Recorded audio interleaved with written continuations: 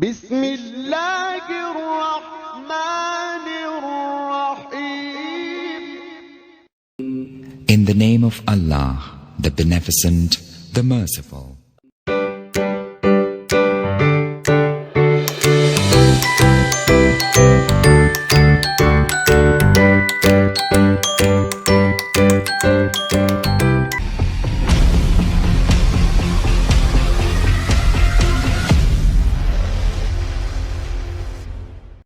السلام علیکم ورحمۃ اللہ وبرکاتہ. عزیز طلباء و طالبات، ہمارے اس یوٹیوب چینل پر آپ تمام کا استقبال ہے. آج کے اس ویڈیو میں ہم جماعت ششم مضمون اردو بریج کورس کے 34ویں دن کی سرگرمی دیکھنے جا رہے ہیں.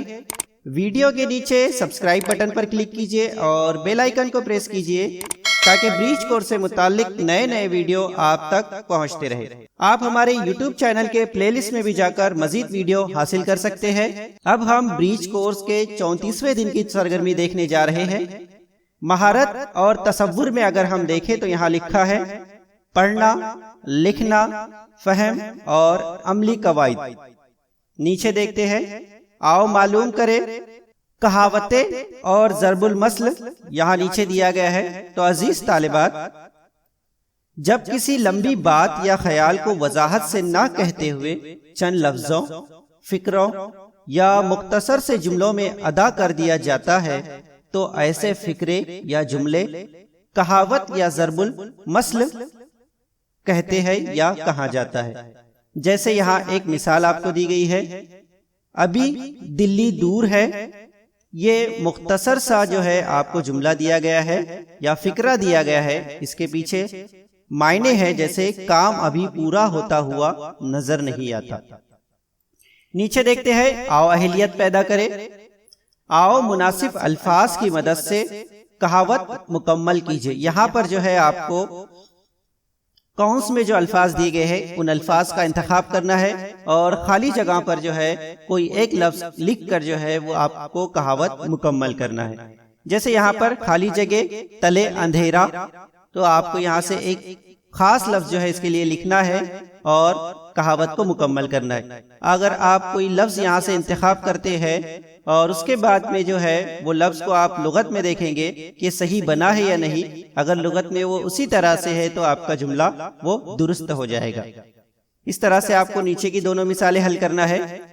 اب دیکھتے ہیں، آؤ مشق کریں.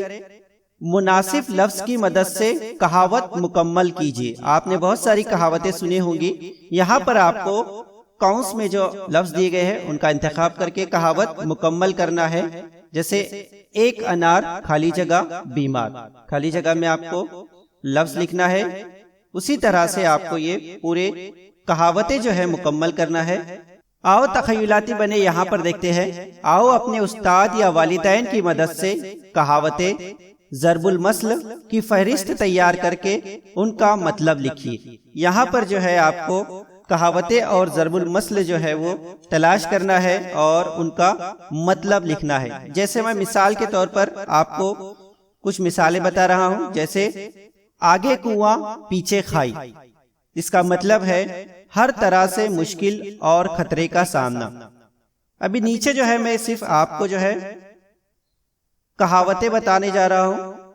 ایک ہاتھ سے تالی نہیں بجتی. دوسری مثال، بھینس کے آگے بین بجانا. تیسری مثال، جس کی لاٹھی اس کی بھینس. تو اس طرح سے آپ کو جو ہے کہاوتیں اور ضرب المثل کی جو ہے فہرست تیار کرنا ہے اور لغت سے جو ہے ان کے مطلب بھی تلاش کرنا ہے.